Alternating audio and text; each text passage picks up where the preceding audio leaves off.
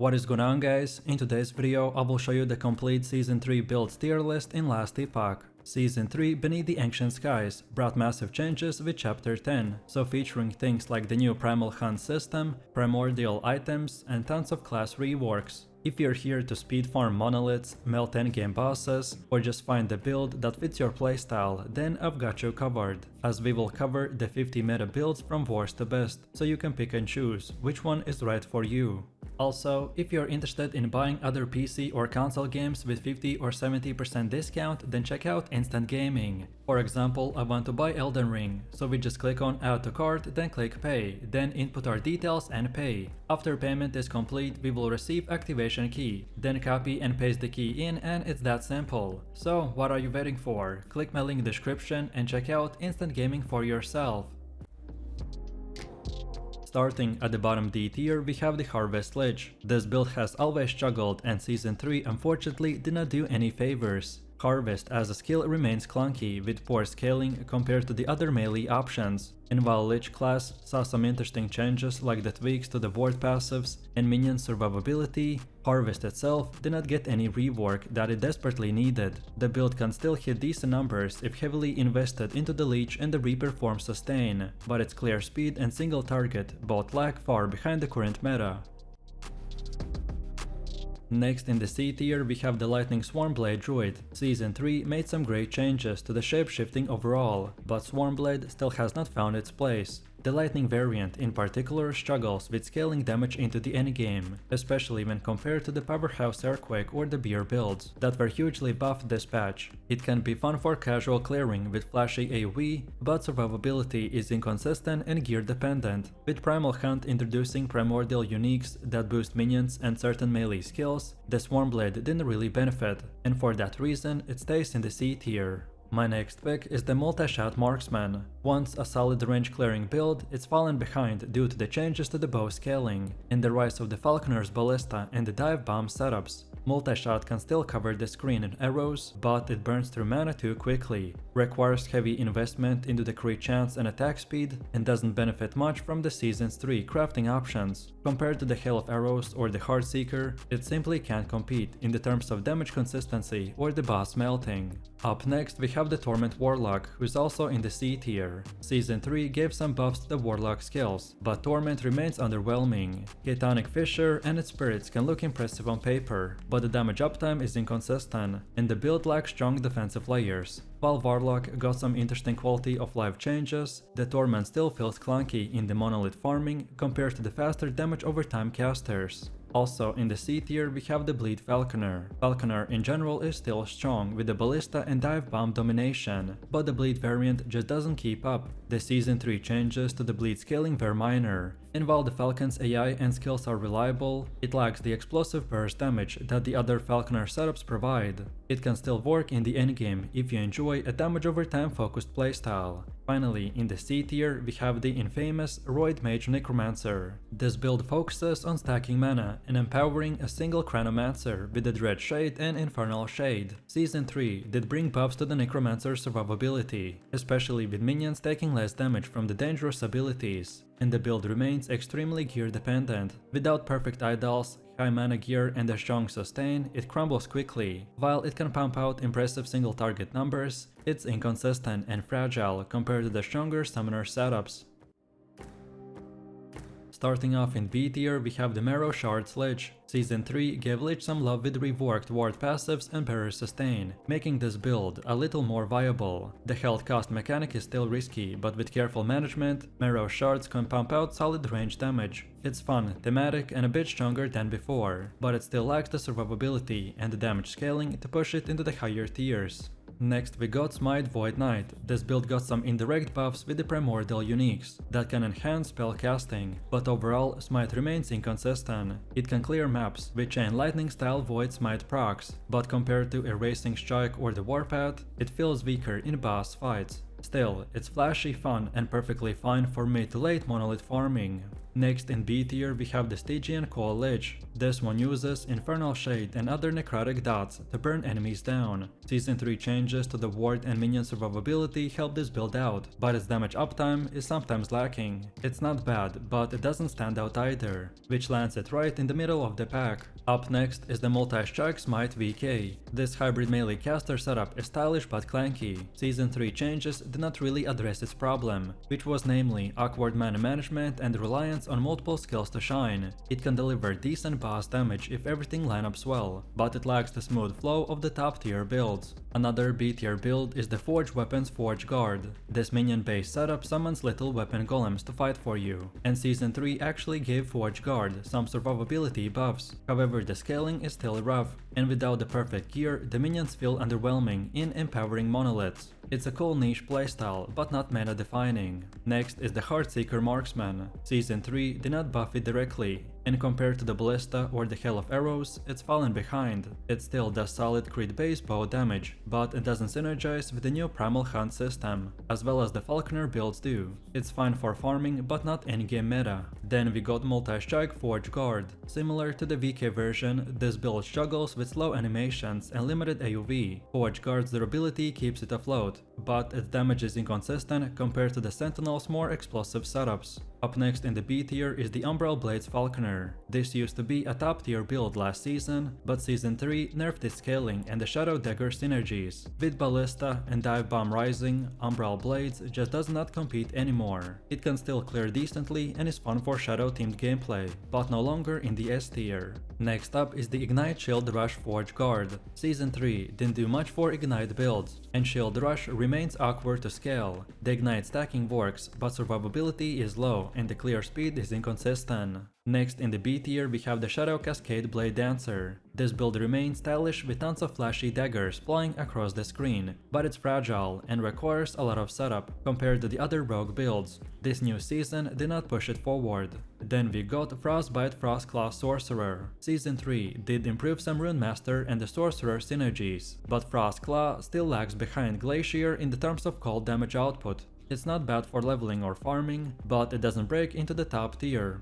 Our next B tier build is the Lethal Mirage Bladedancer. This one got some buffs with Season 3 attack speed changes. It can pop bosses, but overall consistency is lacking. Then for one of the last ones we have the Wraith Necromancer. The minion survivability buffs help this one a lot, and the Flame Wrath still do decent range damage. However, reliance on the idols for summoning Flame Wraths and the overall squishiness keep it from climbing higher. And then the last B tier build is the Squirrel Beastmaster. This fan favorite returns, but Herald of the Scurry is still the core of the build, making it extremely gear dependent. The new buffs to the Beastmaster's Raptor and the Bear makes those better options, leaving the Squirrel squad behind.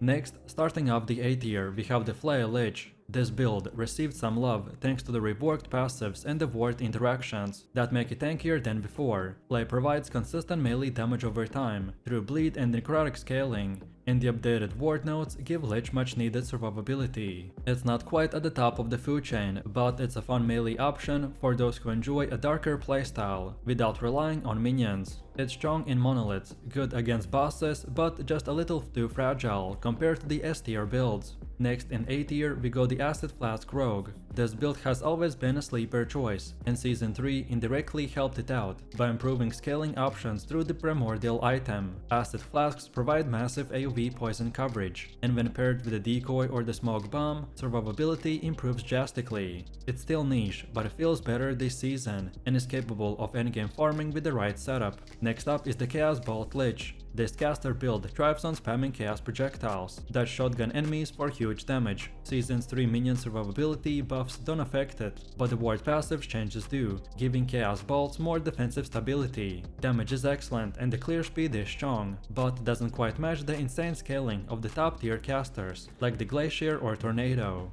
Then we got the Javelin Paladin. This versatile setup remains a solid choice. The Holy Trail conversion provides dot healing and damage at the same time by creating an engaging playstyle. Season 3 did not directly buff Javelin, but the new crafting and primordial items allow more flexibility in gearing. It's a great all-around build that's both tanky and reliable. Next in A tier we have the Rive Void Knight. This melee build continues to perform well thanks to the strong Void scaling and sustain. Season 3 did not make huge changes to the Rive itself, but Void Knight benefited from the enemy damage normalization, making survivability smoother across monolith progression. Rive remains a strong melee option with both single target and AoV. Then we have Shield Throw Paladin. This build is a great mid to high tier choice because of its tankiness and the ranged playstyle. Season 3 did not overhaul it, but the improved itemization helps. Shield Throw still struggles against large packs compared to the true AoV builds, but its single target and survivability make it a fun and consistent choice. Next up we got Devouring Orb Time Root VK. This build remains very strong thanks to the synergy between Devouring Orb and the element stacking. Seasons 3 Void Knight tweaks did not got it, and in fact, the new primordial uniques allow for even more element potential. It clears well, melts bosses, and is still one of the most reliable dot setups in the game. Then we got Crit Hammerdin Paladin. Season 3 introduced some balance changes to the hammer scaling, but the crit variant remains powerful. With the right gear, the hammer throw shatters enemies across the screen, while Paladin's natural tankiness makes it forgiving. It's not as OP as last season, but it's still an excellent endgame pick. Next up, yes, Shield Bash is here in the A tier now, after being a bottom tier last season. Season 3 gave Forge Guard and Shield Bash some very welcome buffs. The skill scales better with the block effectiveness, and has smoother animations, allowing the tank bruiser to finally shine. It still lacks AoV for bossing, but it's one of the hardest hitting melee skills in the game. Up next we got the Bleed Hammerdin. This version focuses on damage over time while spamming the hammer throw. Seasons 3 bleed scaling has not changed much, but Paladin remains strong defensively, and the bleed still stacks very effectively for single target fights. It's not the fastest clearer, but it's a steady and reliable option for farming. Then we got Hail of Arrows Marksman. This build excels at creating zones of denial, melting enemies who step inside. Season 3 did not specifically buff Hail, but with a primal hunt system and improved crafting, it benefits from better gear flexibility. It's still slower paced than falconer setup, but reliable for damage over time fans. Next we have plus A tier, and the first build is the Tornado Shaman. Once an S tier powerhouse, the Tornado took some nerfs in Season 3 that reduced its overall damage scaling. It's still strong with persistent AoV damage and a solid synergy through the Tempest Strike, but it's no longer the uncontested king of spellcasting druids. It's still a very solid choice, just not very OP. Next up is the Lightning Blast Runemaster. Runemasters this season got buffs, particularly to the invocation mechanic, which indirectly helps the Lightning Blast setups. Lightning Blast itself remains flashy and consistent, and even capable of scaling into the endgame. The downside is its squishiness, but skilled players can still push it far. Then we got Totem Shaman. This build sits comfortably in the A+ tier due to its versatility. With Spriggan form and multiple totem setups, it combines solid AoV, healing and defensive layering. This season they did not revolutionize totem builds, but again, smoother itemization helps it perform. It's a great hybrid playstyle for players who enjoy both summoning and spellcasting. Next we got Hydrohedron Runemaster. This turret style build creates fire-spewing hydras that persist and melt enemies. With the box of Hydra unique and some Season 3 Runemaster buffs, the Hydrohedron feels better than last season. It's strong in monolith farming and solid for bossing, though it does rely on uniques to feel complete. Then we got the Raptor Beastmaster. This build received buffs in Season 3, with the Raptor scaling and the Beastmaster tweaks, making it more dangerous. The Raptor's crit focus damage and the scaling with the aspect of the shark give it a serious teeth now by pushing it into a solid A tier. Next we have the Glacier Sorcerer. This remains one of the hardest hitting cold builds in the game. Season 3 balance did not touch it much, but the buffs to the Runemaster make the Sorcerer stand out a bit less. Glacier is still very strong, just overshadowed by some S tier options. Next up is the Sabertooth Beastmaster. With Season 3 Beastmaster buffs, Sabertooth is stronger than before. It does not match Beer's insane tankiness or the Raptor's high burst, but it's a solid, reliable minion that can shred bosses when geared properly. Then we got Shatter Strike Spellblade. Called mainly Spellblade is still fun and flashy, with excellent crit potential. This season they did not majorly change it, but the balanced tweaks to the defensive passives make the Spellblade survivability smoother. It's still a plus A tier melee caster. Next up we have the Stormcrow's Beastmaster. Season's 3 minion survivability buffs help here, and snapshotting mechanics with the Crow Storm remain very powerful. It's not as easy to scale with the Bear or the Raptor, but with the right setup it performs very well into the endgame. Then we got Infernal Shade Necromancer. This damage over time summoner setup took a bit of a hit from the balance changes, but it remains strong thanks to the Shade scaling and the new survivability buffs for the minions. It's still capable of handling bosses with ease, though slower than the top tier casters. And finally, in plus A tier we have the Earthquake Beastmaster. This melee powerhouse uses the Tempest Strike to fuel devastating earthquakes. Season's 3 buffs to the Beastmaster, especially aspect scaling, make this build hit harder than last season. It's still gear dependent, but very satisfying when fully optimized. And now finally, starting off in the S tier, we have the Warpath Void Knight. This remains one of the best melee builds in the entire game. Season 3 did not nerf it directly, and the new primordial crafting system actually give it even more gearing flexibility. Warpath spins to win through monoliths, stacking void damage while being nearly unkillable. Its incredible clear speed, strong single target and the smooth scaling keep it firmly in the S tier. Next we got the Bear Beastmaster. Season's 3 buffs made the Bear one of the tankiest and hardest hitting melee companions in the game. With improved scaling and the ability to stack insane defenses, the Bear can destroy bosses while shrugging off damage. It's one of the strongest and safest builds to play. Next is the Racing Strike Void Knight. This build remains a burst damage monster, capable of one-shotting bosses with a stacked void crits. Season's 3 mana sustain changes and new crafting options make it easier to keep the skill going. It's slower to form with than the Warpath, but for pure boss killing it's unmatched. Then we got the Ballista Falconer. This is the poster child of the Falconer's dominance in the Season 3. Ballista scale insanely well, shred packs and provide ridiculous single target damage with a minimal effort. You compare that with the Falcon utility, Smoke Bomb and the Primal Hunt, and you've got one of the safest, most powerful builds in the game. Next is the Judgment Paladin, which jumped into the S tier thanks to the Season 3 buffs. Judgment's concentrated aura now scales better, and combined with the Paladin tankiness, the build feels incredible. It's basically last Epoch's version of the Righteous Fire, dealing persistent AoV while keeping you healed. With the new primordial uniques, it's even more customizable and powerful. And finally we have the Abomination Necromancer. Season's 3 minion survivability buffs along the tweaks to the necro passives push this build to the top. Abomination hits harder, lives longer, and scales better with the minion focused primordial items. It's still a 1 minion playstyle, but now it's one of the best in the game by dominating both monoliths and the bosses.